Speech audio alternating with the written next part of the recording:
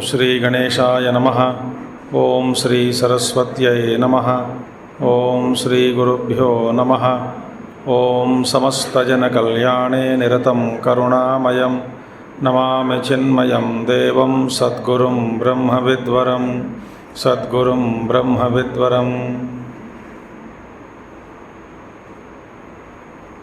ओम व्यासं वसिष्ठनप्तारं शक्ते पौत्रमकल्मषं पराशरात्मजं वन्दे शुकतातं तपोनिधिं।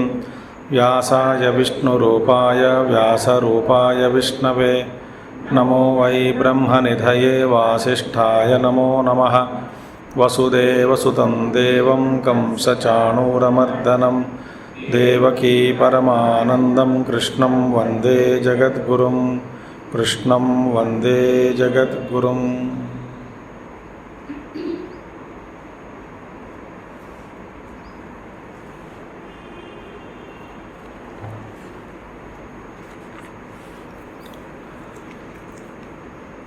अश्रद्धधाना पुरुषाः धर्मस्यास्य परन्तप अप्राप्य मां निवर्तन्ते मृत्युसंसारवर्त्मनि। मया ततमिदं सर्वं जगदव्यक्तमूर्तिना मत्स्थानि सर्वभूतानि न चाहं तेष्वस्थितः। तो भगवान कहते हैं कि श्रद्धा जरूरी है। श्रद्धा के बारे में हमने कल देखा है।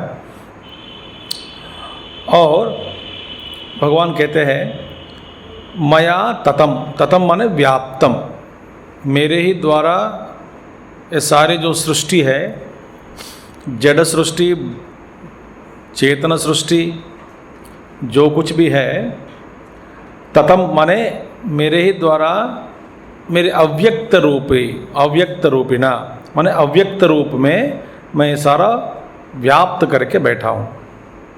न व्यक्ता मूर्ति ही स्वरूपम यस्य मम स अहम अव्यक्त मूर्ति ही। जो मेरा अव्यक्त रूप है, अव्यक्त मूर्ति, अव्यक्त तत्व रूपेण, हाँ, उस अव्यक्त भाव से, अव्यक्त रूप से ये सारे जगत को मैं व्याप्त करके स्थित हूँ।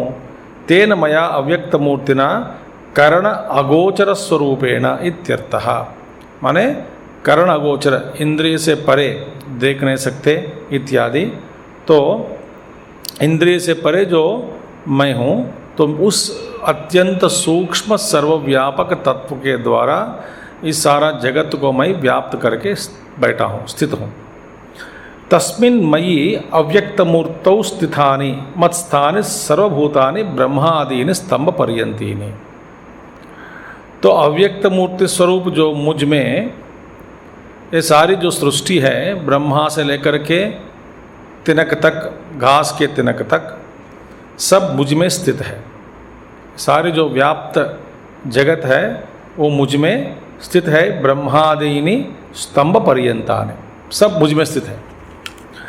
नहीं निरात्मकम किंचित भूतम व्यवहाराय अवकल्पते अतः मत्स्थानि मया आत्मना आत्मत्वेन स्थितानि अतः मयि स्थितानि इति उच्यन्ते।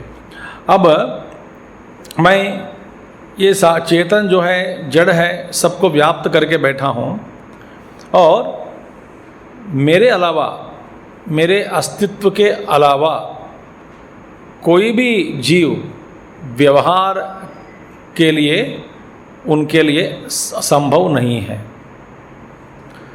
निर्जीव नहीं, निरात्मकम माने जिसमें आत्मा नहीं है, आत्मत्वेन। अब देखिए, किंचित भूतम व्यवहाराय, जो भी प्राणी है, वास्तव में जड़ वस्तु में भी भगवान है, उसको भी व्याप्त करके बैठे हैं।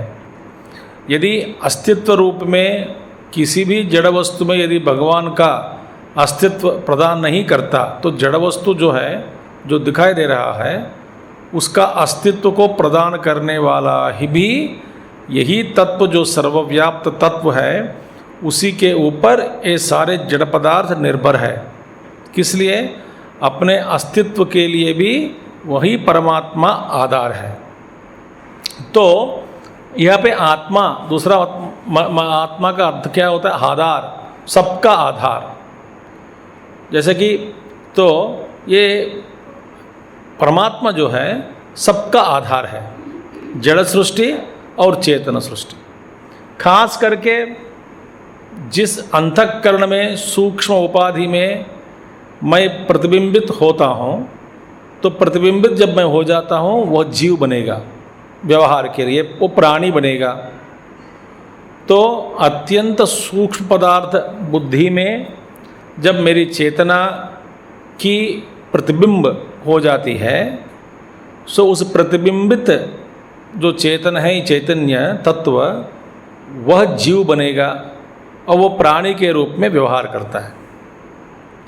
तो इसीलिए सबका आधार मैं हूँ और मुझ में ही ये सारी जगत स्थित है। सर्वव्यापक मैं हूँ, तो मुझ में ही है सब कुछ। और अतः मत्स्थानी, मुझ में मयि स्थित है। मया आत्मना आत्मत्वेन स्थितानि। आत्मना माने परमात्मा में सबका मैं, मुझ परमात्मा में सबका मैं आत्मवान हूँ। जो आप सब कहते हैं मैं, तो मैं का असली जो मैं है आधार के रूप में, वास्तव में वो मैं ही हूँ।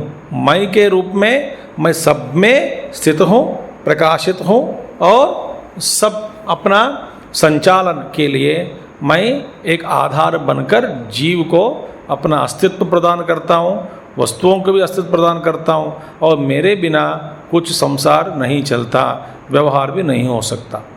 तो सब में जो मैं जो है वो वास्तव में मैं ही हूँ, माने परमात्मा।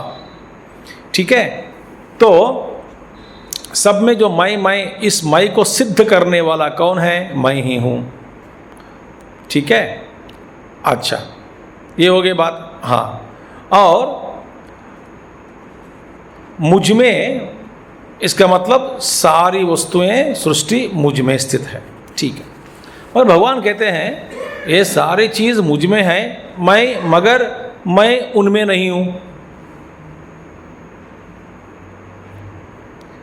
मत्स्थानि सर्वभूतानि, मगर भगवान कहते हैं न च अहम तेषु अवस्थितः। ये सारे चीज़ मुझ में हैं, मगर मैं उनमें नहीं हूँ। ये कैसा संभव?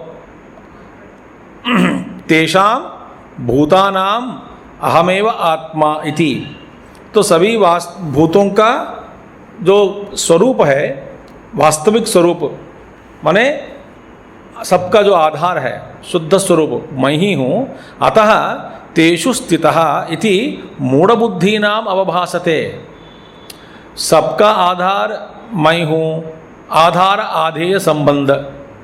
जैसे कि आप कहोगे एक बड़ा भगोना, ये उसमें जो रखा गया जो कुछ भी पदार्थ के लिए वो आधार है ना।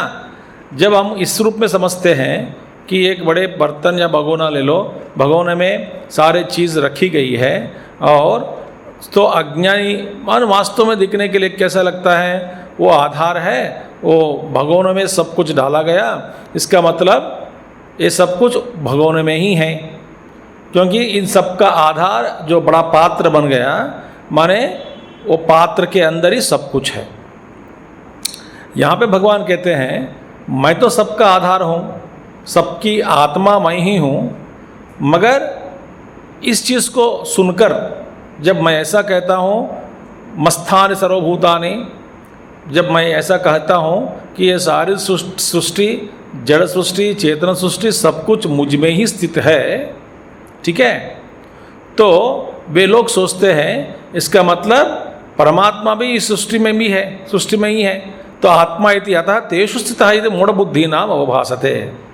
तो सब में है, सब में है, तो फिर अज्ञानी लोग समझते हैं कि सृष्टि में परमात्मा बैठे हैं, सबके अंदर परमात्मा बैठा है, इन सब चीज़ों में परमात्मा है, इनमें परमात्मा है, सब में परमात्मा है, पत्थर में परमात्मा है, कंकर में परमात्मा है, कण कण में परमात्मा है, मुझ में परमात्मा है। ऐसा मूढ़ बुद्धि लोग समझते हैं। ठीक है, अब इसका मतलब, हाँ, तो ये भगवान कहते हैं, एक उदाहरण अब ले लीजिए। मंद बुद्धि लोग सोचते हैं कि अब देखो, आप सोने का आभरण ले लो, कंगन ले लो, माला ले लो, अनेक प्रकार के आभरण आभूषण सोने से बने हैं, सो बनी हुई इन सब चीज़ों को लेकर के आप कहते हैं कि सब में सोना है, इस कंगन में क्या है, सोना है, माला में क्या है, सोना है। आपको समझ में नहीं आया तो क्या करना है, सोना है।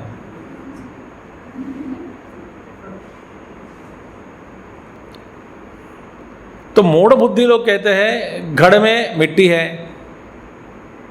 एक कोने कंगन में सोना है, इन सब में सोना है। बट असली बात क्या है, असली बात क्या है कि सोने में ये सब चीज स्थित है। सोने में कंगन है, सोने में ही माला है। मूढ़ बुद्धि क्या कहते हैं, आभरण आभूषण में सोना है, मगर वास्तव में क्या है, सोने में यह सब स्थित है।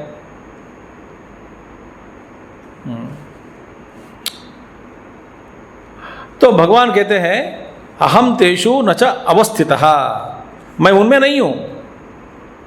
जो सोना कह सकता है कि इस जितने भी सारे पदार्थ बने हैं सोने से, वो सब पदार्थ मुझ में स्थित है, मगर परंतु मैं किसी में नहीं हूं।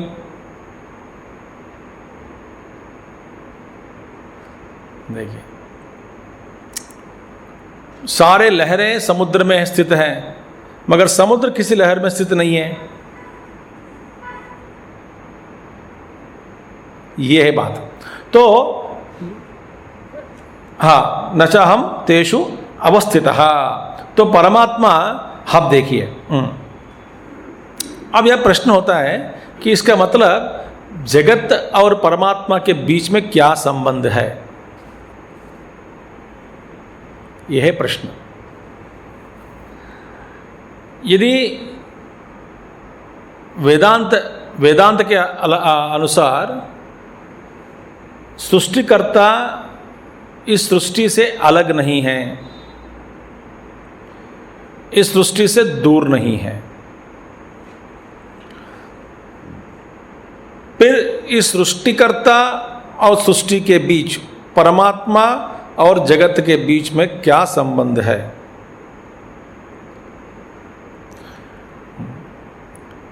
तो इसको समवाय संबंध के रूप में यदि स्वीकार करते हैं, समवाय संबंध माने जैसे कि एक मिट्टी है, गढ़ा है, दो पदार्थ उसमें हैं, आकृति वाला गढ़ा है और जिस चीज से बनी वो मिट्टी है। अब इसमें मिट्टी आकृति के बिना रह सकती, मगर आकृति मिट्टी के बिना नहीं रह सकती।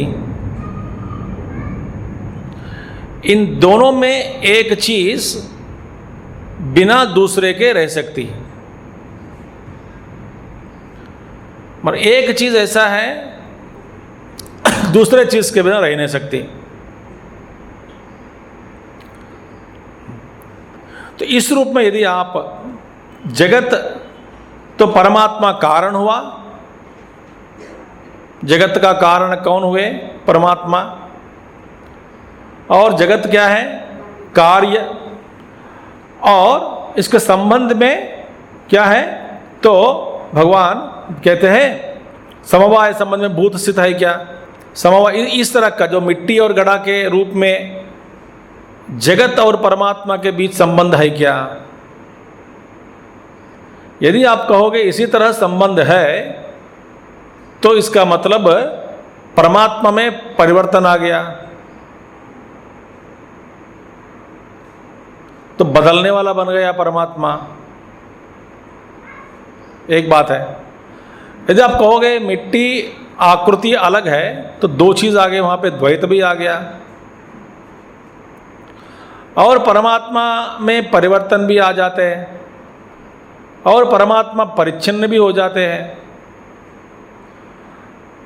जो मिट्टी जैसे आकृति के रूप में बदलते जा रही है, इसका मतलब परमात्मा का स्वरूप का निर्धारण कोई नहीं कर सकता।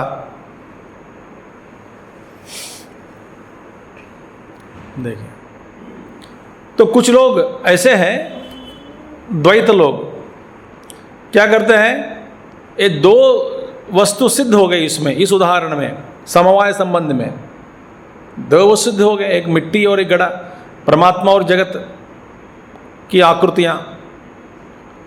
अब क्या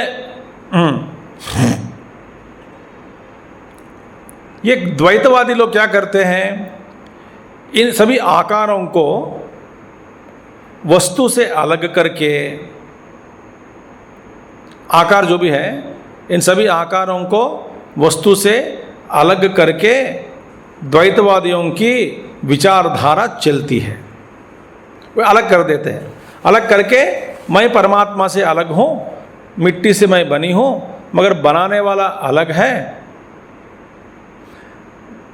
मगर वेदांत क्या कहता है, कहते तो है कि ईश्वर अभिन्न निमित्त उपादान का कारण है, अभिन्न निमित्त उपादान कारण। इस जगत का कारण और कार्य, जगत की जो सृष्टिकर्ता इस जगत से अलग कभी नहीं हो सकता, पहली चीज़ है। तो वेदांत में भी आ गया कि वहाँ पे कि ईश्वर ही सृष्टिकर्ता है और पदार्थ के रूप में भी ईश्वर ही प्रकट हो रहा है। मगर इसका आंतर्य क्या है समझना चाहिए कि आप यदि कारण और कार्य के संबंध में आप यदि समवाय संबंध के रूप में यदि स्वीकार करते हैं तो फिर बात उल्टी हो जाती है, मुश्किल हो जाती है, ये तो बैठती नहीं।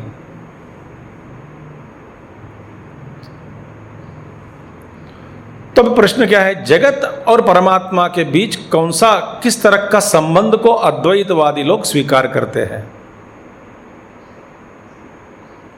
यह है अभी। तो अद्वैत के विचारधारा में क्या है, सारे आकार आकृतियां वस्तु में कल्पित है, वास्तव में वस्तु नहीं है।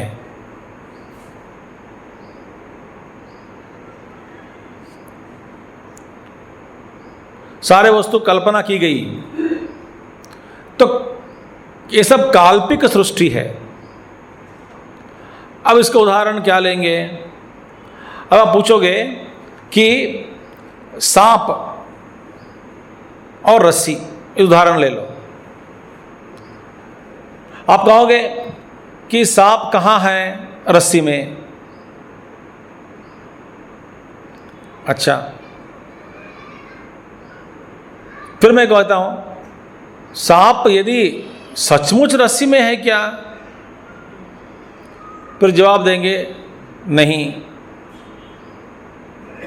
तो फिर प्रश्न पूछूंगा, इसका मतलब सांप और रस्सी अलग है क्या, नहीं। ये तो सांप अलग, रस्सी से अलग भी नहीं है और रस्सी में सांप भी नहीं हो सकता। फिर ये सांप कहाँ था, कहीं भी नहीं है।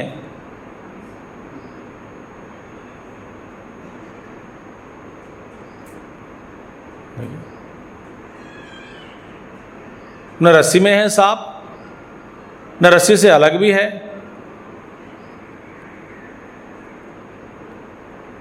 इतना जबरदस्त व्यवहार जो चल रहा है सृष्टि में, सांप के रूप में स्थित है और इसका मतलब क्या है? सांप से, रस्सी से सांप को अलग किया नहीं जा सकता। अलग करने के लिए भी कोई ऐसा अलग चीज, वस्तु नहीं है वो। मगर रस्सी के बिना सांप का भ्रम होना भी असंभव। और वास्तव में आप पूछोगे क्या संबंध है रस्सी और सांप के बीच, आपको कहना पड़ेगा कोई संबंध ही नहीं है।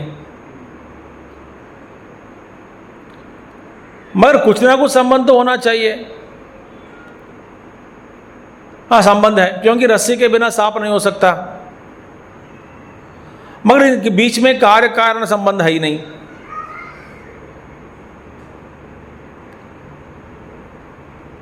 आप ये कार्य कारण संबंध स्थापित नहीं कर सकते रज्जु और सर्प के बीच, रस्सी और सांप के बीच। कहने के लिए हम कह सकते हैं सर्प कहाँ पर है, सांप किस में स्थित है, रस्सी में स्थित है।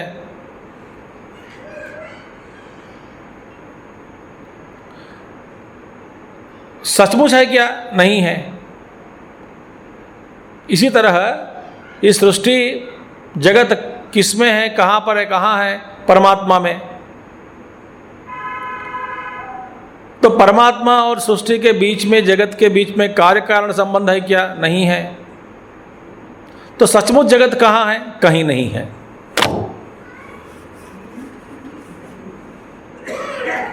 कहीं नहीं है, ये भ्रम है। देखिए, सचमुच में कहाँ है? सचमुच में कहीं नहीं है।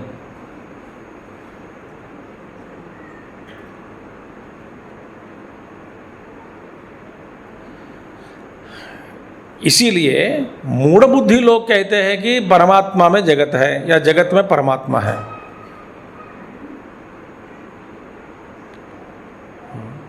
अतः ब्रवीमि न च अहम तेषु भूतेषु अवस्थितः मूर्तवत संश्लेष अभावेन।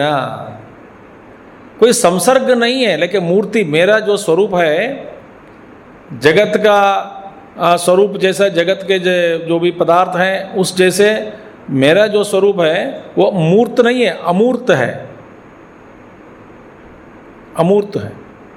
और एक कह भी दे दिया, आकाशस्यापि अंतरात्मा अहम, मैं आकाश से भी अत्यंत सूक्ष्म हूं। आकाश ही व्यापक है, इससे भी सूक्ष्म हूं। इस आकाश को भी मैं व्याप्त कर कर बैठा हूं। तो जैसे पदार्थ, दो पदार्थ के बीच में संसर्ग संबंध हो सकता है, एक ही स्थिति के जो पदार्थ को लेकर के उस दोनों पदार्थ के बीच में संसर्ग हो सकता है। इस संसर्ग संबंध देखिए, संश्लेष अभाव है ना, यहाँ पे कोई संसर्ग होना असंभव, क्योंकि मैं एक अत्यंत सूक्ष्म हूँ। वो पदार्थ तो मूर्ति है, पदार्थों का रूप है, गुण है, रंग है। तो हमारे दोनों बीच में एक अमूर्त वस्तु और मूर्त वस्तु के बीच में किसी भी तरह का संबंध हो नहीं सकता, संसर्ग दोष नहीं हो सकता। ठीक है, इसीलिए मैं असंसर्गी वस्तु क्वचित आधेय भावेन अवस्थितम भवति। मैं आकाश का भी अंतरात्मा हूँ, माने अत्यंत सूक्ष्म हूँ। नहीं, असंसर्गी वस्तु क्वचिद आधेय भावेन अवस्थितम भवति। अब देखिए, ये मूर्ख लोग कहते हैं कि सृष्टि में, जगत में परमात्मा है। जैसे कि आभरण सोने में है, इसी तरह सृष्टि में परमात्मा है। इस सृष्टि में परमात्मा है, इसका मतलब ये नहीं हो सकता, क्योंकि भगवान कह रहे हैं कि असंसर्गी वस्तु, जो अत्यंत सूक्ष्म अरूप वस्तु जो है, हाँ असंसर्गी, उस वस्तु के साथ माने कभी भी हमेशा के लिए संगहीन है। निर्लिप्त वस्तु, ऐसा निर्लिप्त वस्तु और कोई किसी दूसरे वस्तु का आधेय होना ये असंभव।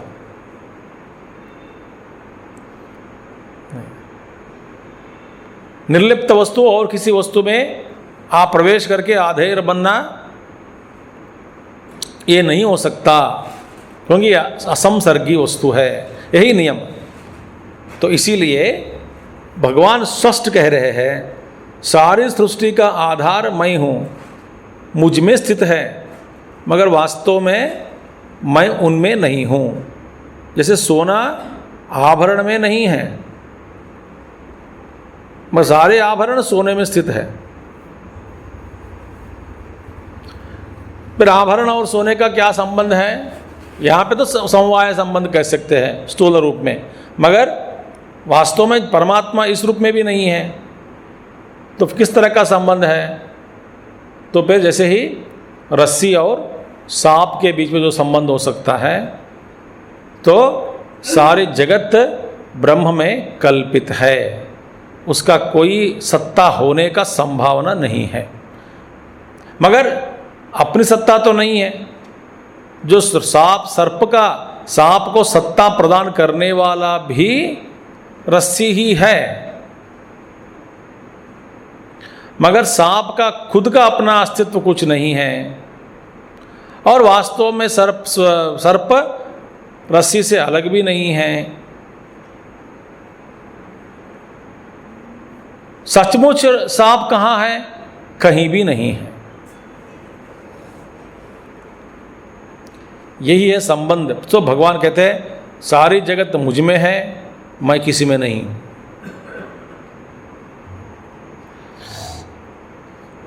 अतएव असंसर्गित्वात् ममा, मैं असंसर्गी हूँ, मतलब असंसर्गी में संग्रहित हूँ मेरा सृष्टि के साथ। जैसे कि सांप और रस्सी के बीच में कोई संसर्ग है क्या? संबंध माने संसर्ग तो नहीं है, क्योंकि एक वस्तु सच है, दूसरी वस्तु झूठ है। रस्सी सच है माने व्यवहारिक दृष्टि से, सर्प कल्पित की गई है, उसमें वो तो पदार्थ नहीं है। एक सच है, एक असच है। सच और असच के बीच में संबंध होना मुश्किल है।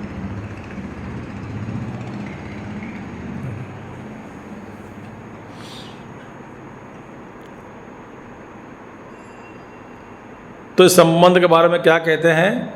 तो संबंधहीन, संबंध रहित संबंध। हाई भी नहीं कह सकते, नहीं भी नहीं कह सकते हैं।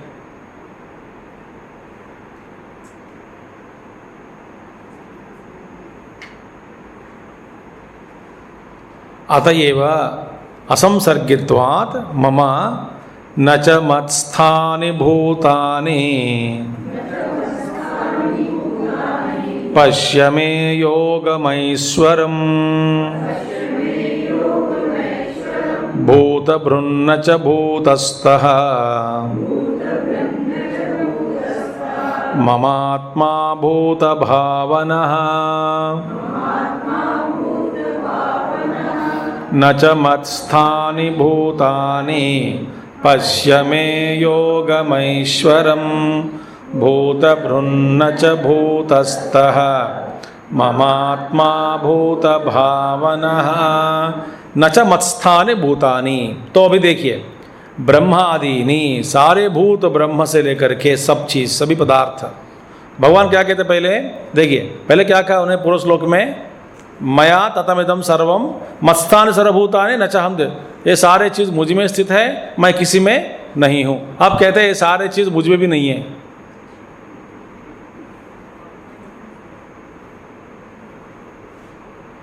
दो चीज़ हो सकता है यहाँ पे, या तो भगवान दारू पी के बता रहे हैं,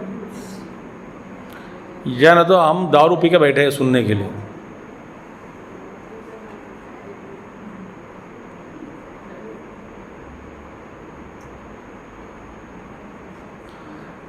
तो गुरुदेव कहते थे without washing your mouth you cannot continuously tell two contradictory things, lies, lie after lie. कम से कम मुंह तो धो लो। एक झूठ बोल दिया, मुंह धो के आओ कम से कम, 2 झूठ बोलने से बीच में। अभी अभी बताया कि सब कुछ मुझ में है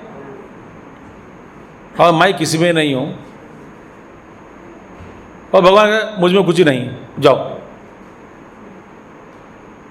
मुझ में भी कुछ नहीं। नचा मस्तान, पहले कहते मस्तान सर्वभूतानि, मुझ में सारे भूत स्थित है। अब कह रहे हैं मुझ में कुछ कोई भूत स्थित नहीं है, कोई नहीं, जाओ। पश्चिमे योगम, यही है मेरा योग, यही मेरा योग है। वाह क्या योग है भाई, मन मुझ में कुछ है नहीं, मैं कहीं हूँ, मैं सब कुछ दिखाई देता हूँ, सब कुछ दिखा रहा हूँ, माया का खेल। आपको सब कुछ दिख रहा है, मैं कुछ नहीं होता, माने मैं हूँ मगर मैं कुछ नहीं हूँ। न तो वे मुझ में स्थित है न उनमें स्थित हूँ।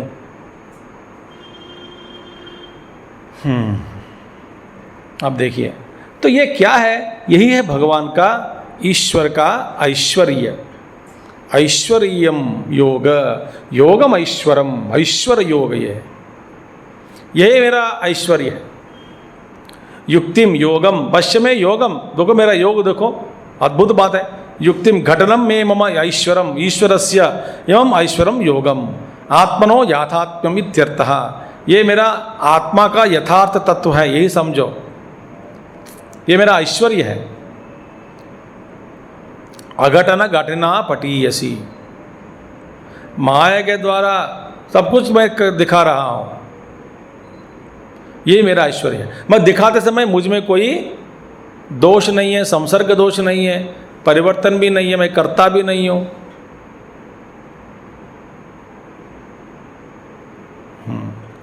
यह है मेरा ऐश्वर्य।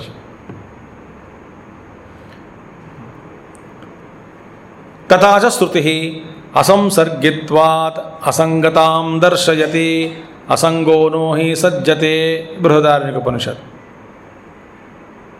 तो संसर्ग रहित आत्मा लिप्त होने का संभावना नहीं है, कहीं लिप्त नहीं होता।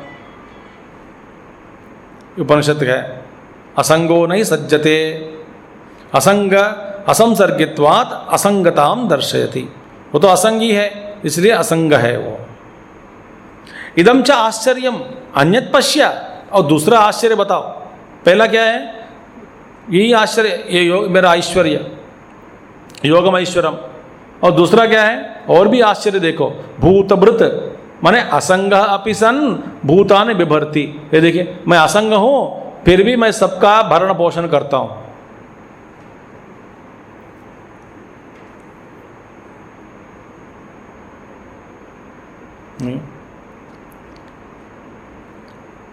जैसे कि सर्प अपना अस्तित्व के लिए वो रस्सी से ही अपना अस्तित्व को दिखा रहा है, माने अस्तित्व रस्सी से लिया पाया।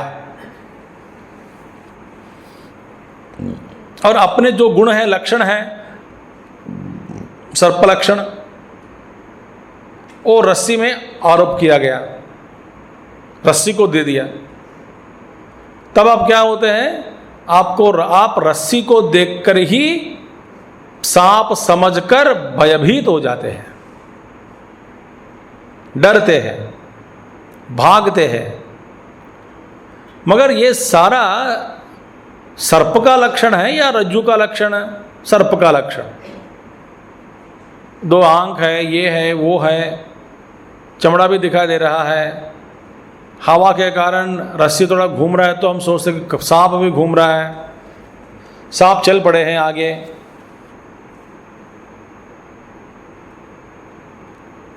तो सांप सर्प के जितने भी लक्षण हैं उन सारे लक्षणों को रज्जु को दे दिया। पर सर्प कहाँ से आया? तो रज्जु में जो अस्तित्व है वो अस्तित्व स्वीकार किया, वहाँ से लिया रस्सी से सर्प ने। तो कहीं पे भी जो नहीं है सर्प, उस सर्प अस्तित्व हो गया, माने हाय करके ऐसा अनुभव दे रहा है। और वास्तव में जो जो गुण रस्सी में नहीं है उन सारे गुणों को, दोषों को हम रस्सी में देखते हैं अभी, और रस्सी सर्प के रूप में भास रहा है। ये सब अन्योन्य अध्यास। तो यही है मेरा ईश्वर, मेरा कोई संग नहीं है, फिर भी सबका भरण पोषण कर रहा हूं। ये तो आश्चर्य है। भूतानि बिभर्ति न च भूतस्थः यथोक्तेन न्यायेन दर्शितत्वात् भूतस्तत्व अनुपपत्तेः। यथोक्तेन न्यायेन, ऊपर जो बताया गया ना, असंसर्गी वस्तु क्वचित आधेय भावेन अवस्थितं भवति, उस न्याय के अनुसार, उस यथोक्तेन न्यायेन दर्शितत्वात् भूतस्तत्व अनुपपत्तेः, उस न्याय के कारण वो असंसर्ग है, इसीलिए भूतों में स्थित होना और सारे भूत उनमें रहना, ये दो नहीं हो सकता।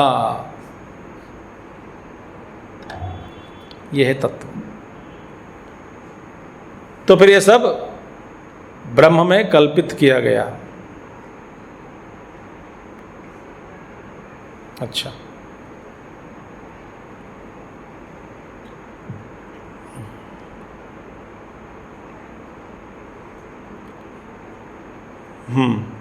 कथम पुनः उच्यते असौ मम आत्मा इति। हाँ, अब आप कहोगे कि यदि आप ही है, आपके बिना और कोई नहीं है, आप ये ऐसा कह सकते हैं तो मेरा आत्मा, असौ आत्मा मम आत्मा, ये मेरा आत्मा है, ऐसा कैसे कह सकते हो?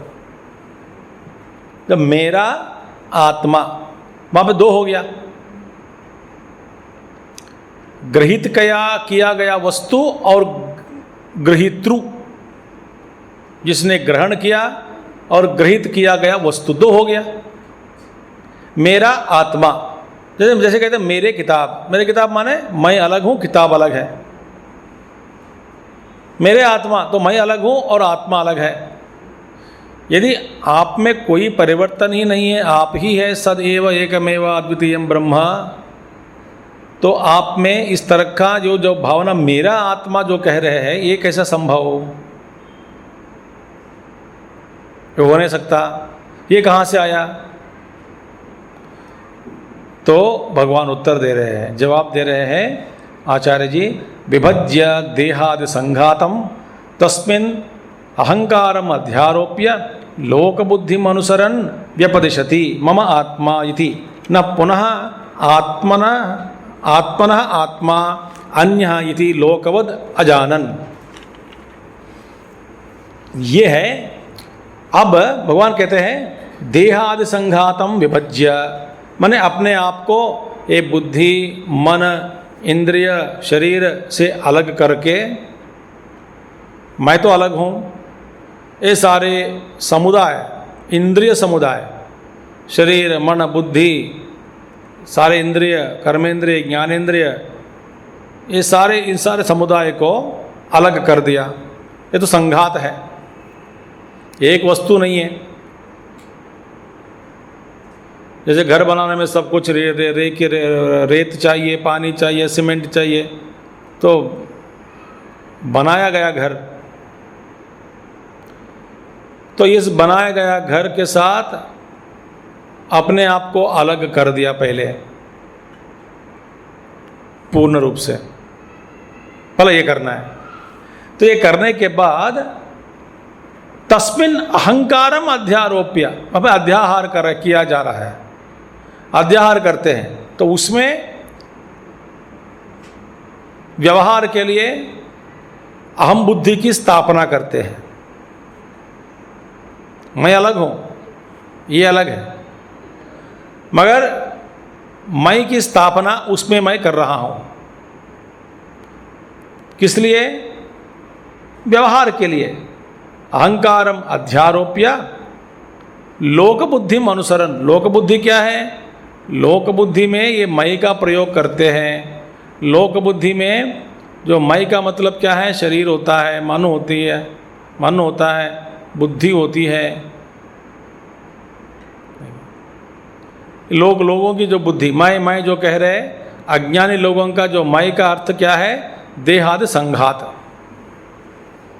देहादि संघात के अलावा कोई भी अज्ञानी व्यक्ति मैं शब्द का प्रयोग करता नहीं। इनका मतलब मैं माने कभी आंख बनता, मैं माने कभी कान बनेगा, मैं माने कभी चमड़ा बनेगा, मैं माने कभी पैर बनेगा, हाथ बनेगा, शरीर बनेगा, या बुद्धि बनेगी या मन बनेगा। ये मैं कभी ये कभी वो। मगर इनके अलावा मैं का क्या है आप जानते क्या? नहीं, ये अज्ञानी का ये मैं है। और व्यवहार, सारा व्यवहार सृष्टि में अज्ञान के कारण ही हो रहा है। देखिए, अब देखिए, ऐसा उदाहरण ले लो। जब आप पागल खाने में जाओगे, पागल बन के नहीं,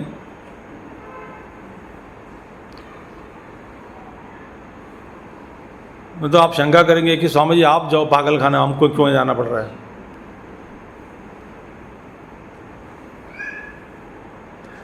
पागल खाने में आप जाओगे,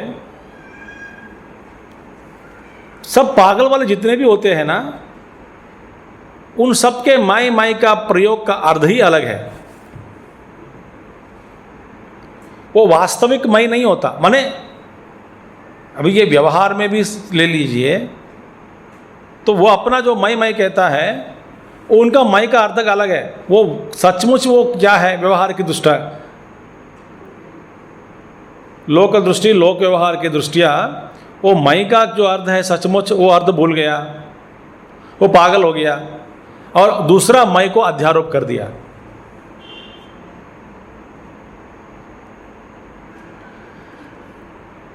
मैं इंजीनियर रहा, मैं इंजीनियर भूल गया, अब मैं और कुछ कोच बन गया और कुछ बनकर मैं व्यवहार करता हूँ। कहाँ पे? अस्पताल में। ये भैया तो जो पहले वास्तव में इंजीनियर रहा, अपने आप को भूल गया, भूलकर अपने में, शरीर में, मन में, बुद्धि में दूसरा मैं को आप अध्यारोप कर दिया, करके उस रूप में ही व्यवहार करता है।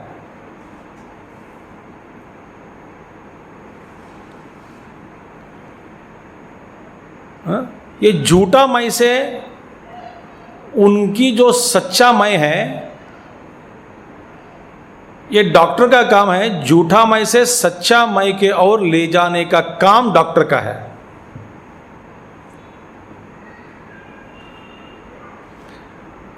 इसमें वो सफल हो गया तो ये घर जाएगा, मुक्ति मिलेगी कारागार से। भाई यात्रा बड़ी गंभीर है। ये सफर जो है झूठा मैं से सच्चा मैं। अब डॉक्टर भी व्यवहार काल में जब पागलों के साथ व्यवहार करता है, पागलों के साथ रहने के कारण कभी कभी या न तो ज़्यादा समय जो पागल चाहते हैं डॉक्टर से, डॉक्टर को वही करना पड़ता है।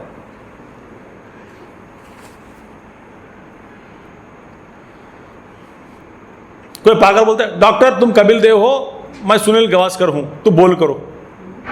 हाँ मैं कपिल देव हूं, मान लिया। नहीं माना तो पिटाई करेगा पागल। नहीं?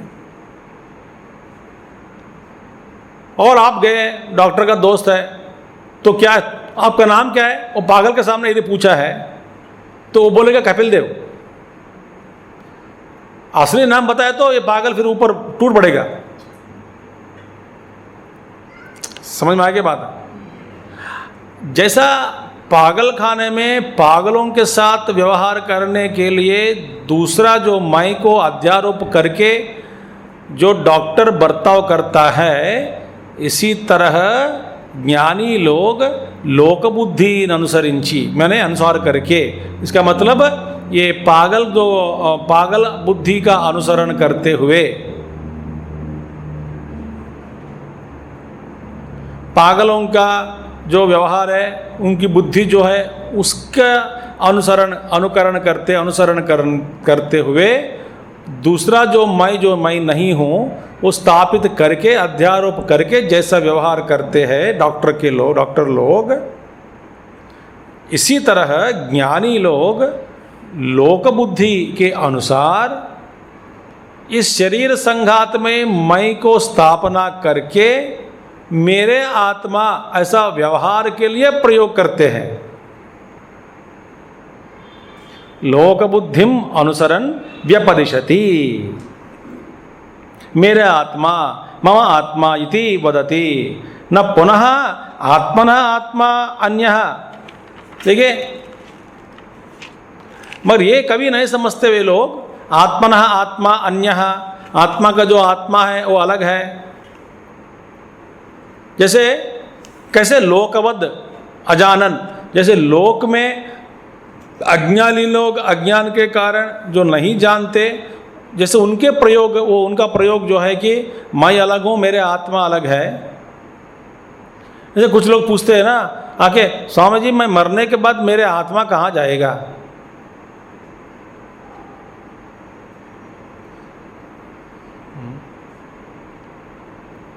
मैं बोलता हूँ कि कहीं भी जाने दे, मगर मेरे पास कभी नहीं आने देता हूँ।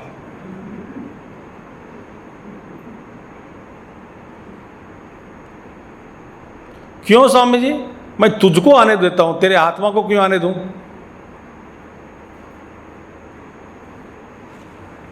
ये प्रश्न ऐसे पूछते हैं। मरने के बाद मेरी आत्मा को क्या होता है?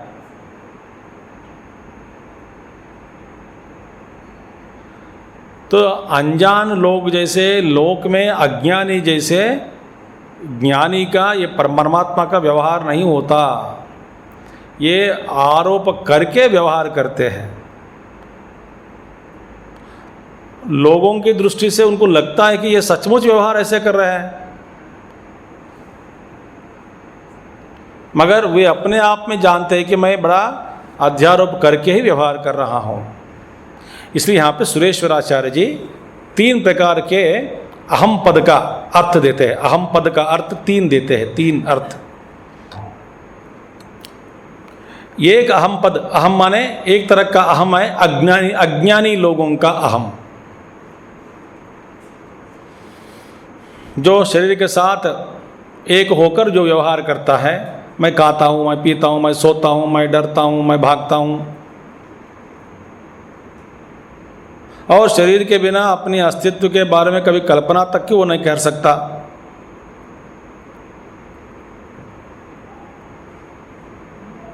डर डर से जीना, मृत्यु भय से जीना, ये अज्ञानी का मैं हूँ, मैं अज्ञानी का मैं, अहम पद। दूसरा मैं है ज्ञानी लोगों का, जो अपने आप में मैं का अर्थ निर्गुण निर्विकार सर्वव्यापक परमात्मा के रूप में ही स्वीकार करते हैं। वे जानते हैं मैं का अर्थ माने वास्तव में मैं माने ये है, मैं ये हूँ, ऐसा अनुभव से सिद्ध हो गया उनको कि मैं परमात्मा हूँ, ईश्वर हूँ, और समष्टि चैतन्य से मैं एक हूँ। ये समष्टि चैतन्य मुझसे अलग नहीं है, ये सिद्ध हो गया। किसको? ज्ञानी को। तो ये ज्ञानी का अहम पद का अर्थ अलग है, अज्ञानी का अहम पद का अर्थ अलग है। तीसरा अहम पद ज्ञानी लोगों का व्यवहार के समय अध्यारोप करके जो मैं बोलेंगे वो मैं अलग है।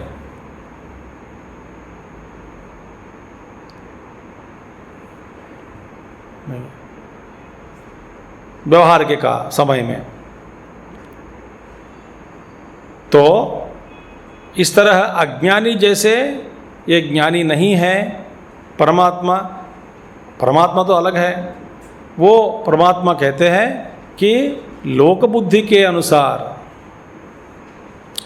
शरीर संघात में मैं को आरोप करके मम आत्मा ऐसा कहा जाता है। वास्तव में मम आत्मा ऐसा कहना ठीक नहीं है। वहां पे द्वैत आ गया।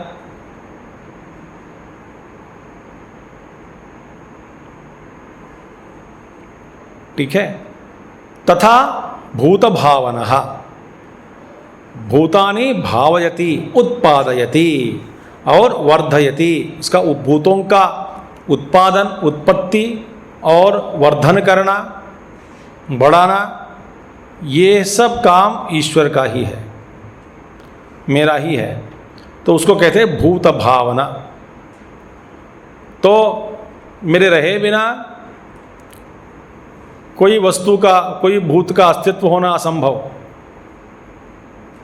ये सृष्टि जैसी चल रही है, इसका संचालक जो है परमात्मा है। संचालक माने पसीना निकालते हुए नहीं करता काम, वो है। तो है मयाध्यक्षेन अध्यक्षत्वेन। देखिए आगे आएंगे 10वां श्लोक में।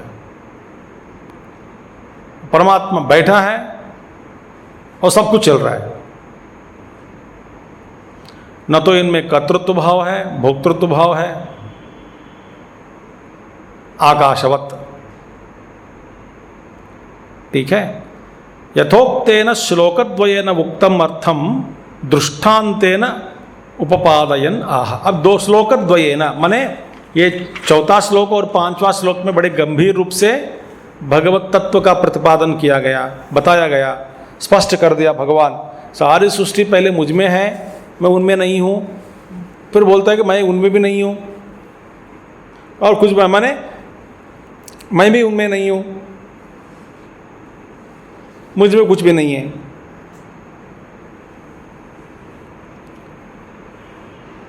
ये तत्व रहस्य है। तो इसी के रूप में उसको समझ सकते हैं कि संबंध क्या है। ये प्रश्न बड़ा प्रश्न है।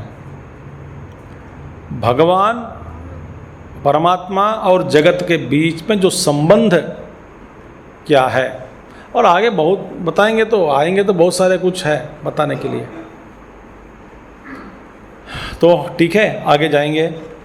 तो श्लोकद्वयेन उक्तम अर्थम, जो अर्थ बताया गया है उसी को एक उदाहरण के रूप में दृष्टांतेन भगवान समझा रहे हैं। यथाकाशो यथाकाशस्थितो नित्यम वायुः सर्वत्र गोमहान् तथा सर्वाणि भूतानि मत्स्थानीत्युपधारया यथाकाशस्थितो नित्यं वायु सर्वत्र गोमहान् तथा सर्वाणि भूतानि मत्स्थानीत्युपधारया। यथा लोके आकाशस्थित आकाशे स्थितो नित्यं सदा वायुः सर्वत्र गच्छति। जैसे आकाश में वायु स्थित है और घूमता है, वायु घूमता रहता है हमेशा, वायु का संचार हो रहा है। सर्वत्र गच्छति, हर जगह। इति सर्वत्र होगा महान परिमाणतः। ये बात, वायु का जो परिमाण है महान परिमाण है, पृथ्वी से बहुत दूर तक है ऊपर वायु। ये वायु का संचार हो रहा है। और किसमें वायु स्थित है? आकाश में। फिर भी आकाश और वायु के बीच में किसी भी तरह का संबंध माने संसर्ग होना दिखाई नहीं देता, संसर्ग नहीं है। मगर आकाश के बिना वायु को रहना, घूमना फिरना ये भी असंभव है। देखिए, तथा आकाशवत सर्वगते मयि, इसी तरह मुझ में, मुझ आकाश रूप, आकाश जैसे मुझ में सर्वव्याप, मुझ में असंश्लेषेण एव स्थितानि, मने निर्लिप्त भाव से, संसर्ग नहीं है, सारे जगत स्थित है। एवं उपधारया, जाने ही, जानना चाहिए। कि जैसे वायु स्थित है आकाश में, फिर भी आकाश के साथ आकाश में वायु में कुछ तेज वायु चलने से आकाश में कोई भय नहीं लगता, धीमी से चलने से आकाश में कोई आनंद नहीं है। आकाश को वायु की गति से और गतिविधियों से जो भी है, आकाश के साथ कोई संबंध नहीं है। आकाश निर्लिप्त है, कोई भाव को दिखाता नहीं। आकाश कभी ज़्यादा सुख होना, कभी दुख होना वायु के कारण। आकाश है, न सुख न दुख, न राग न द्वेष, सब मुझ में चल रहा है, चलने दो। सब कुछ मुझ में स्थित है, मगर मेरे साथ कोई संबंध नहीं है।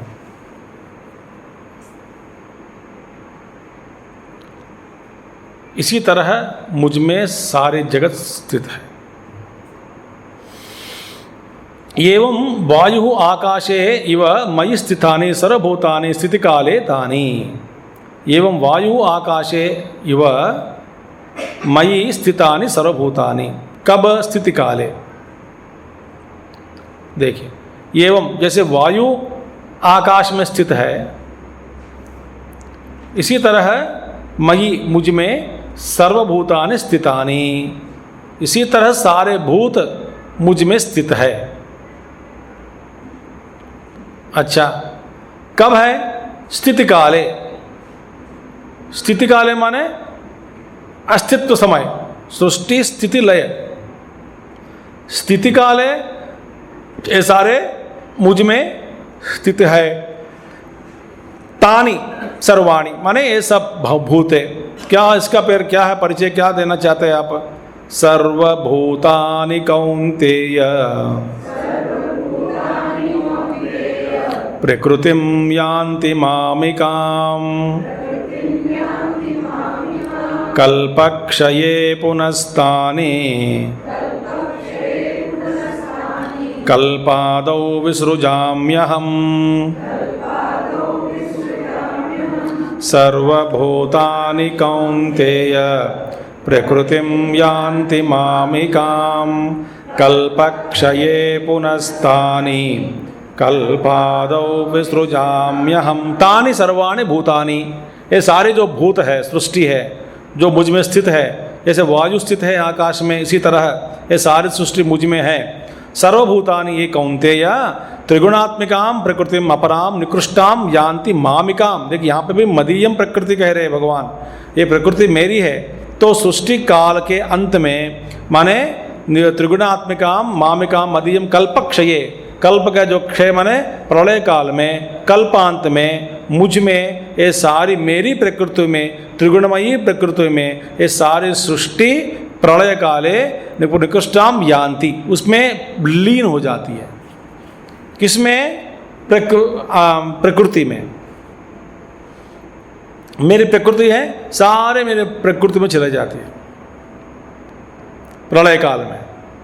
और भूयः पुनः फिर तानि भूतानि, सारी भूत वही सारी सृष्टि उत्पत्ति काले कल्पादौ, कल्प के आरंभ में विसृजामि माने उत्पादयामि अहम, पूर्व जैसे पूर्व पहले किया था, इसी तरह प्रकृति के द्वारा मैंने प्रकृति में सारा लीन कर दिया और वापस फिर कल्प के आरंभ में प्रकृति से सारी जो सृष्टि है जो बाहर निकल जाती है।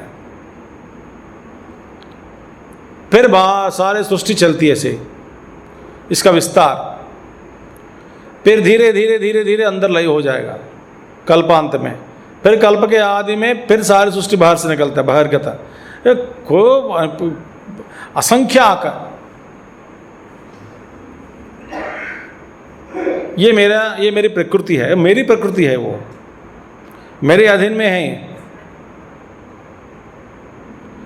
और प्रकृति स्वयं कुछ नहीं कर सकती मेरे अलावा। तो ये है मेरा जो तत्व है, ये है। ठीक है। एवं अविद्या लक्षणाम प्रकृतिम स्वामवष्टभ्य विसृजामि पुनः पुनः भूतग्राममिमं कृत्स्नम् अवशं प्रकृतेर्वशात् प्रकृतिं स्वामवष्टभ्य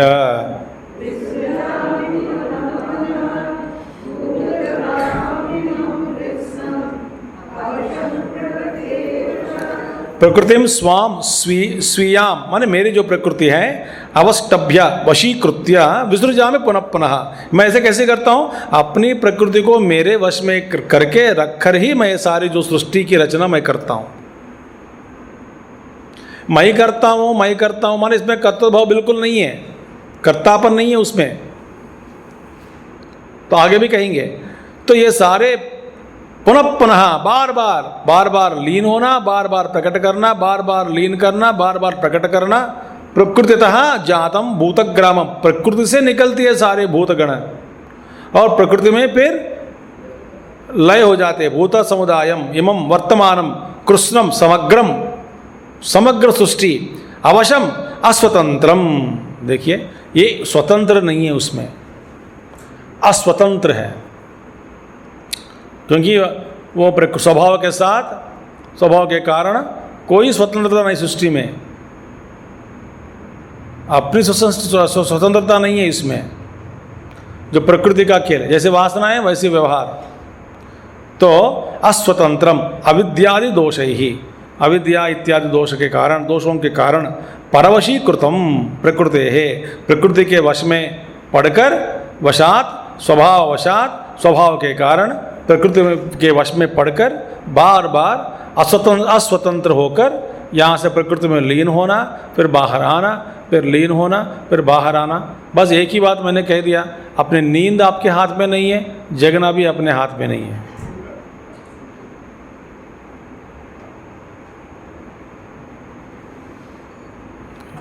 नींद लगनी चाहिए ना।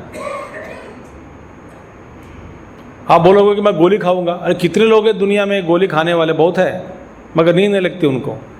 इतने सारे गोली खाने के बाद और भी दूसरा दुख भी होता है कि इतने गोली खाने के बावजूद भी नींद नहीं हो रही है। इससे अच्छा गोली खाए बिना एक ही दुख था कि नींद नहीं लग रही है।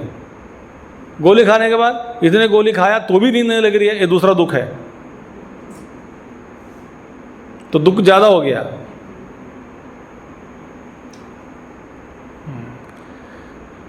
तो जगना भी, नींद से उठना हमारे हाथ में नहीं है। नींद पूरी नहीं हुई, आंख खुल जाती है, बोलते खुल गई, वास्तव मेरे हाथ नहीं है। क्योंकि नींद, आप सोचोगे मैं नींद को जीत लिया हूँ, ज़बरदस्त उठ भी गया। मैं कहता हूँ कि ये सबका अनुभव है कि अनजान में आप कहीं ना कहीं आपके ज्ञान के बिना ही आप सो जाएंगे। कितने लोग सोते हैं प्रवचन में, आपको पता है क्या? सोने वालों को, जो सोता है उनको पता नहीं, मुझे पता है, मैं देखते रहता हूँ, सब सोते रहते हैं। कौन कौन सो रहा है, कौन उठ रहा है, कौन झपकी बार बार मार रहा है, यहाँ से दिखता है पूरा। और उनसे पूछो सो गए? मैं तो सोई नहीं, बिल्कुल तेज।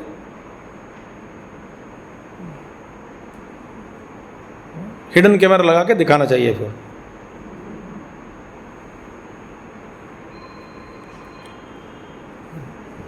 ठीक है, तो इसीलिए अवशम प्रकृतिर्वशात् तर्हि, तब तो तस्य ते परमेश्वरस्य भूतग्रामं विषमं विदधतः तन्निमित्ताभ्याम धर्माभ्याम संबंध स्यात् इति इदम आह भगवान। तो भगवान आप सब कुछ करते हैं, तो आप ही कह दिया मैं सबकी सृष्टि करता हूँ, भूतग्रामों का सारे सृष्टि बाहर प्रकट करता हूँ, फिर बाहर फिर लीन कर देता हूँ। इसका मतलब आप ही कारण है जगत का, तो आप ही कारण है सबका पाप और पुण्य का भी। लोगों का ये प्रश्न है ना, भगवान ने करवाया मेरे से पाप, भगवान ने ही पुण्य करवाया, तो ये मानता नहीं पुण्य मैंने किया, पाप किया तो भगवान पाप करवाया। अब पुण्य कर्म किया तो मैंने किया, तो भगवान नहीं किया। भगवान कहाँ से आया बीच में? बड़ी मेहनत से मैंने किया। अच्छा जी, पाप किया पता नहीं लगता है, भगवान ही करवाता है। यह लोक व्यवहार। तो आप प्रभु आप कह रहे हो, आप ही इस सृष्टि को बाहर प्रकट करते हैं, फिर विलीन करते हैं। इसका मतलब इस सृष्टि के जो पाप, सबका पाप और पुण्य के साथ भी आपका संबंध होना चाहिए। ठीक है। विषमम विदधतः, ये विषमम है माने अनइक्वली, वैविध्य, अनेक प्रकार की इतनी सृष्टि आपने अलग प्रकार के मल्टीपल कलर्स के साथ। वैषम्य, एकता नहीं है, अनेकता है। अनेकता में भिन्नता, मैंने भिन्न भिन्न अनेक, एक ही तरह के वस्तु अनेक बन गया ये बात नहीं।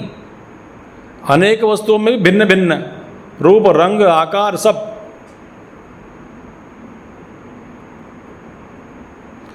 तो विषम विदधतः, इस विषम सृष्टि को आप बनाते समय तन निमित्ताभ्याम, उसके कारण धर्म अधर्माभ्याम संबंधः, इन धर्म अधर्म के साथ आपका संबंध होगा। माने आप भी पापी हैं, आप भी पुण्यवान बनेगा, आप भी पाप करते हैं, आप भी पुण्य करते हैं, तो आपका फिर आपको भी फल भोगना चाहिए। इसीलिए द्रौपदी भी महाभारत में वो कहती है कि ईश्वर की निंदा करती है। ऐसा जो ईश्वर क्या पाएगा, अधर्म वालों को कीर्ति सब सम्मान दे रहे हैं, धर्मनिष्ठ पुरुष आप लोग हैं, मेरे 5 पति, उन सबको जंगल में भेजा। इस तरह का ये ईश्वर का निर्णय सही नहीं है। ऐसा करने से ईश्वर को क्या मिलेगा, ऐसा निंदा करती है, ईश्वर की निंदा। तो ईश्वर डांटते हैं, तो ईश्वर की निंदा कैसी करती हो, गलत है ये। फिर बोलते हैं मैं दुख में पड़ी थी इसीलिए मैं ऐसा कह दिया। वास्तव में ईश्वर की शरण लेते हैं, ईश्वर में क्या दोष देख सकता हूँ। धर्मराज बोलते हैं कि द्रौपदी तुम ईश्वर में भी दोष देखने लग गए हो।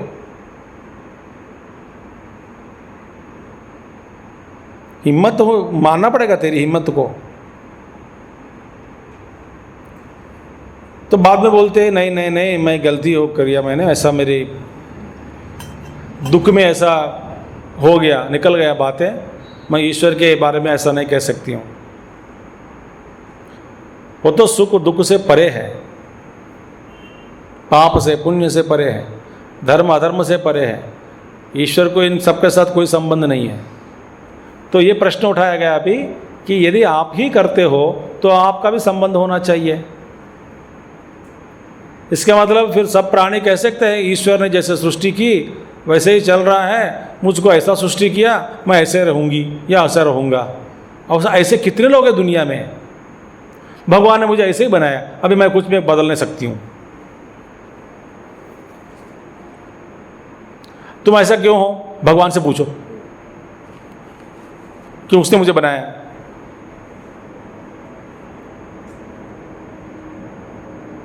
नहीं तो इति इदम आहा, ऐसी शंका आप उठाया तो भगवान जवाब दे रहे हैं, न च माम तानि कर्माणि निबध्नन्ति धनंजय उदासीन वदासीनम् असक्तं तेषु कर्मसु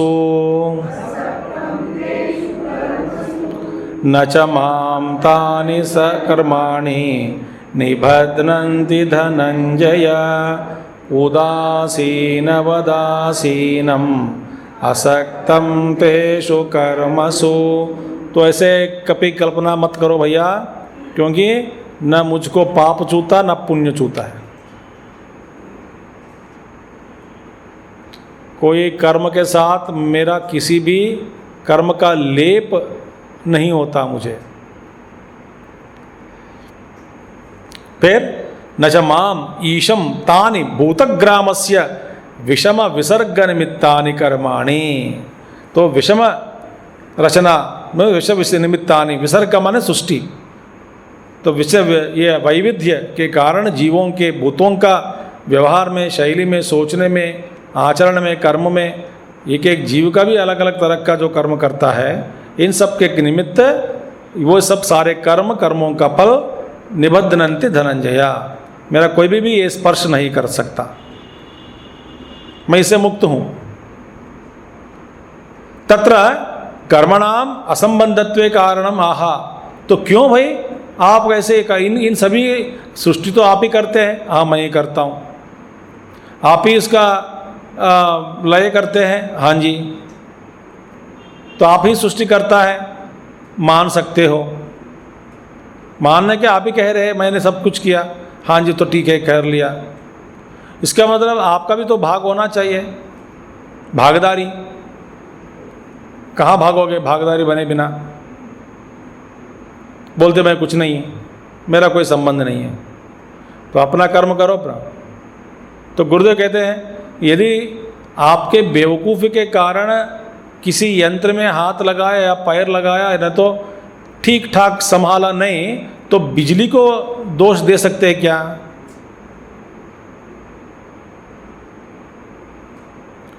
बिजली को आप कभी दोष नहीं दे सकते, कभी भी दोष नहीं दे सकते।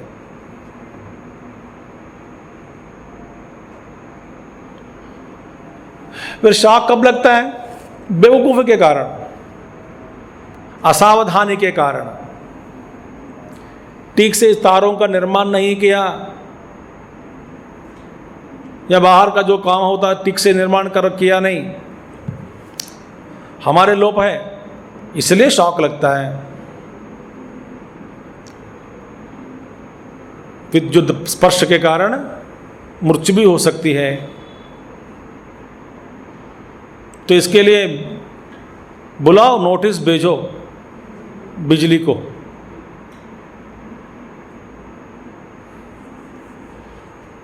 कोई कारण नहीं है, कोई संबंध नहीं है। तो असंबंधत्व क्या कारण है? बिल्कुल संबंध नहीं है। कारण क्या है? उदासीनवत आसीनम। मैं तो उदासीन, ये हिंदी का उदासीन नहीं है। हिंदी का उदासीन माने अस्पताल भर्ती करना उसको। मैं उदास हूँ माने अस्पताल भर्ती हो जाओ, पहले 2 दिन गोली खाओ, इंजेक्शन लो, ठीक हो जाओगे। उदास क्यों बैठा है? हिंदी का उदास नहीं है ये। उत आसीन माने न धर्म के पक्ष न अधर्म के पक्ष, न पुण्य के पक्ष न पाप के पक्ष, न एक जाति के पक्ष न दूसरी जाति के पक्ष, माने किसी भी पक्ष का नहीं लेता, जो है उदासीन। बाहर की सृष्टि के दृष्टिया ही नहीं, यदि उदासीन साधक हो तो अंदर जो हो रही है सुख और दुख, सद्वृत्ति, दुर्वृत्ति, इन सारी वृत्तियों को साक्षी रूप से वो देखता रहता है। उन सबके साथ अपना कोई संबंध नहीं बनाता। वे जानते हैं कि आका वायु जैसा मुझ में स्थित है, मगर मेरा कोई स्पर्श नहीं है, मैं इनसे परे हूं, मैं किसी के ओर झुकता नहीं हूं। इतना भी झुकने लग गया तो आप में दोष आ गया।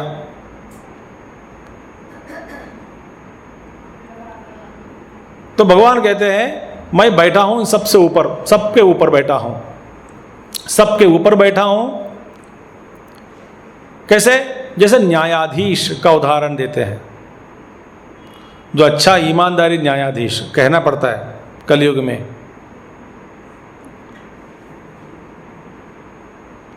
ऐसा जो न्यायाधीश किसी का पक्ष नहीं लेता, बैठ गया और दोनों का सुनता है, न्याय देता है। उनमें उद्वेग नहीं होता, राग नहीं होता, द्वेष नहीं होता, ममता नहीं होती।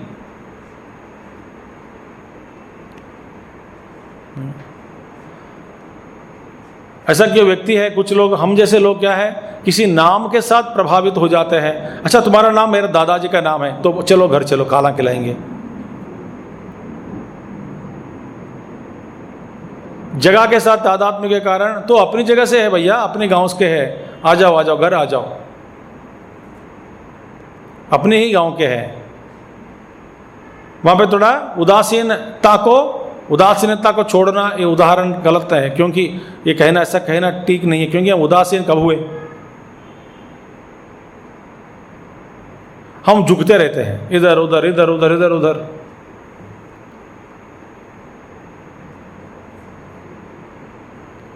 निष्पक्ष,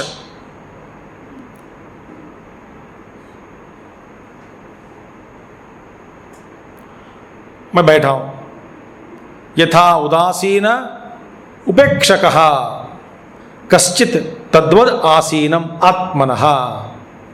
ठीक है,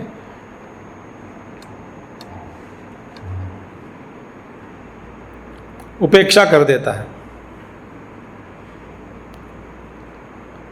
अविक्रियत्वात् आत्मनः आसीनम, आत्मनः अविक्रिय, आत्मा में कोई क्रिया नहीं है, स्पंदना भी नहीं है मुझ में, बस सिर्फ साक्षी हूं। बिजली में कोई सदुपयोग किया, बिजली को कुछ नहीं होती, खुशी नहीं मिलती। किसी ने दुरुपयोग किया, बिजली दुखी नहीं होती।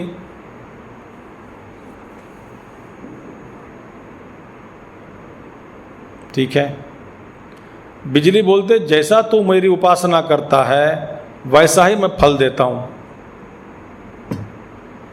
मेरी उपासना करोगे सही ढंग से, मैं तुमको भलाई करता हूं, तुम्हारी भलाई। उपासना ठीक ठाक नहीं किया, अपमान किया तो जला देता हूं।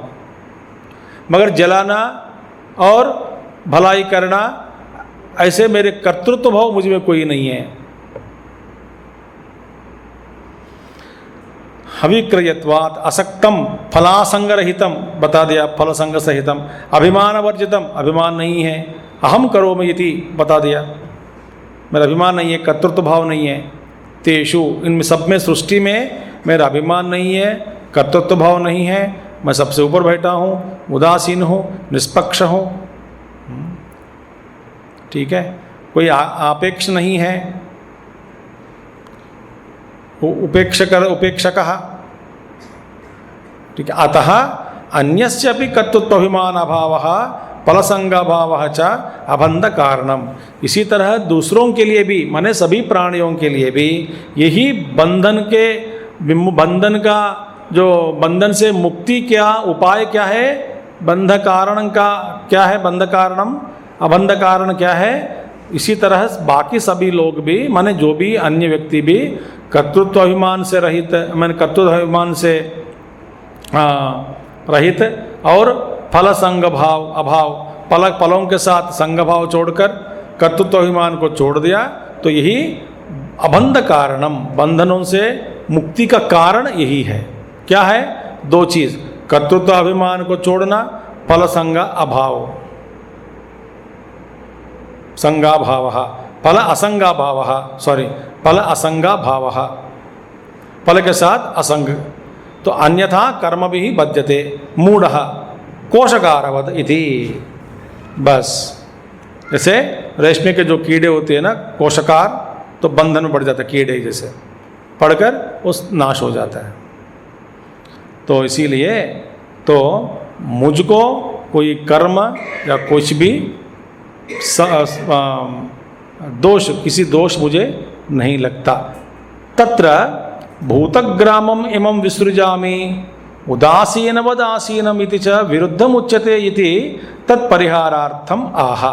भगवान, आप तो कहते उदासीन हो, दूसरे और कहते हो मैं सृष्टि करता हूं, ये तो विरुद्ध है। एक और आप कहते हैं मैं उदासीन हूं, दूसरे और आप कहते हैं मैं ही सृष्टि करता हूं, फिर सृष्टि की रचना मैं ही करता हूं, प्रलय में प्रलय लय भी मैं ही करता हूं। ऐसे विरुद्ध बात क्यों कहते हो आप भगवान होकर? तो भगवान कहते हैं मयाध्यक्षेण प्रकृति सूयते सचराचरम् हेतुनानेन कौन्तेय जगद्विपरिवर्तते मयाध्यक्षेण प्रकृतिः सूयते सचराचरं हेतुनानेन कौन्तेय जगद्विपरिवर्तते।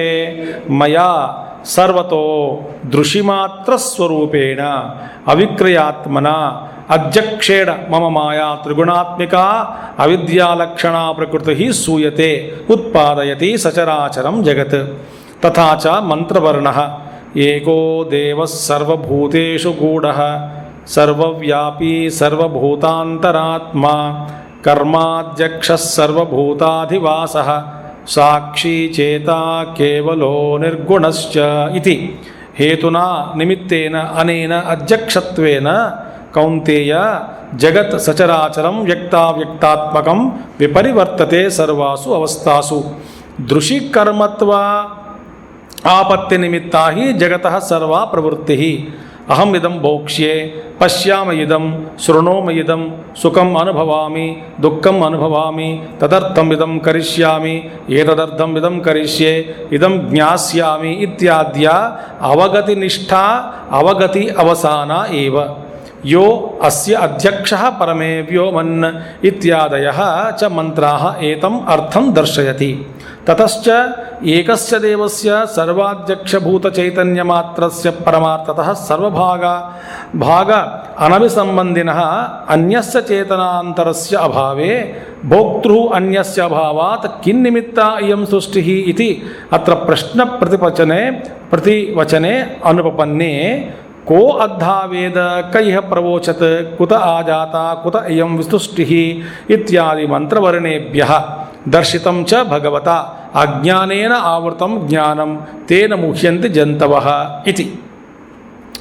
मया सर्वतः दृशिमात्रस्वरूपेण अविक्रियात्मना अध्यक्षेण। अब देखिए दो चीज़ है इसमें। भगवान कहते हैं पहला है अध्यक्षत्व। अध्यक्ष माने तटस्थ रहता है। कोई सभा में अध्यक्ष बैठा है, अध्यक्ष माने अध्यक्षत्व में अध्यक्षत्वेन बैठिए, अध्यक्ष होकर आप बैठे तो कार्यवाहिका चलती रहेगी, मगर अध्यक्ष जो है वो अध्यक्ष इस कार्यवाहिका में किसी भी तरह का अपना मुंह या सलाह सुझाव देना नहीं करता, क्योंकि वो तो अध्यक्ष है, तटस्थ है। आपको सिर्फ देखना है। देखने के बाद अब यदि कोई कहे कि अपना अभिप्राय व्यक्त करें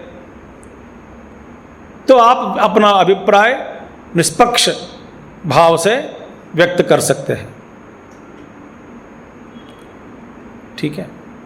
तो अध्यक्ष का मतलब क्या है? तटस्थ, देखता रहता है।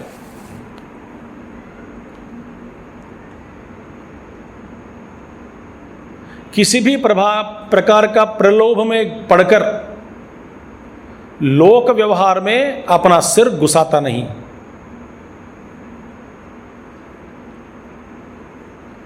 ये अध्यक्षत्व या अध्यक्ष रूपेण बनकर यदि लोक में व्यवहार करें, क्योंकि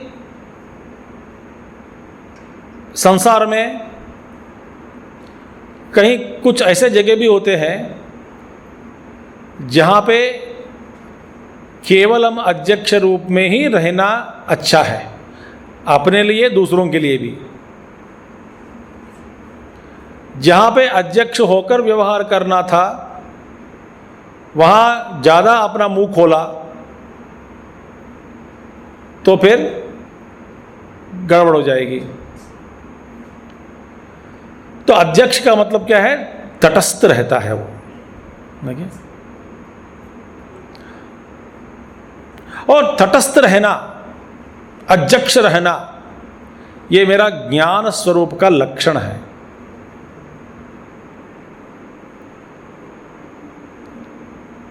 और जब तक अध्यक्ष नहीं आवे सभा में, तब तक सभा में कार्यक्रम का आरंभ नहीं होता। देखिए बात, वहां पे कार्य संचालक जो भी हो सकता है, वो कहते हैं कि अध्यक्ष महोदय का आना नहीं हुआ, तो जब वो अध्यक्ष महोदय का आगमन के बाद हम इसका कथा कार्यक्रम या जो भी कार्यक्रम का शुभारंभ हम करेंगे। तो अध्यक्ष महोदय के लिए एक कुर्सी भी डाल दी जाती है।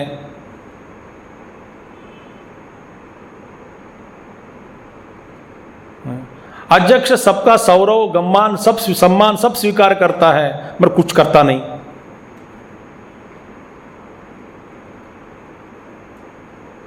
विशेष रूप से कोई जिम्मेदारी भी नहीं होती, बस देखता है। बस सिर्फ एक ही करना, सोना नहीं। अध्यक्ष भी सो गया तो फिर क्या अध्यक्ष है?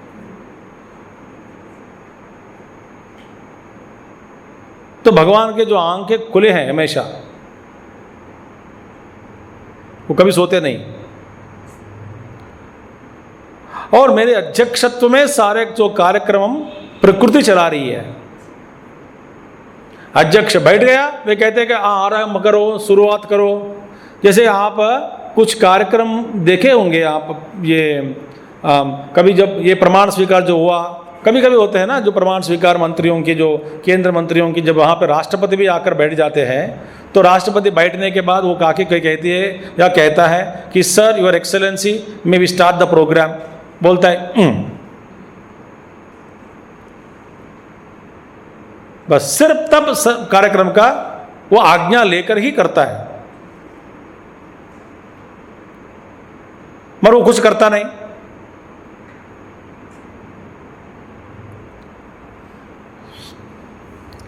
ये उदाहरण नजदीक उदाहरण है बस। जैसे कि भगवान जैसे कौन है, उदाहरण दो। माने भगवान जैसे कोई भी नहीं है, भगवान ही उदाहरण है। हम भी हमारे जीवन में अध्यक्ष बनकर रहना सीखना चाहिए कुछ कुछ व्यवहारों में, ताकि लोग माने या ना माने आपको अध्यक्ष के रूप में, आप अध्यक्ष होकर मन में स्वीकार करके व्यवहार करो। ऐसा नहीं कि मैं अध्यक्ष बन गया हूं, माला डालो, नहीं। ऐसा रहने से आपको भी ये ज्ञान स्वरूप का लक्षण का जो अनुभव है, तो उस अनुभव माने बस केवल अनुभव, शुद्ध अनुभव, उसके नजदीक आप भी पहुंच जाएंगे।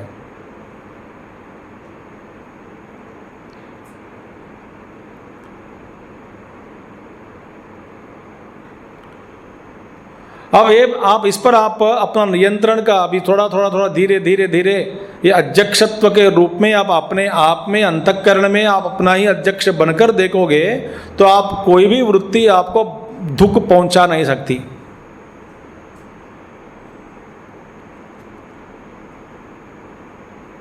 यहां पे दो है अर्थ, एक दृंग, दूसरा दृष्टा। इन पदों का विवेचन we will see in the next class.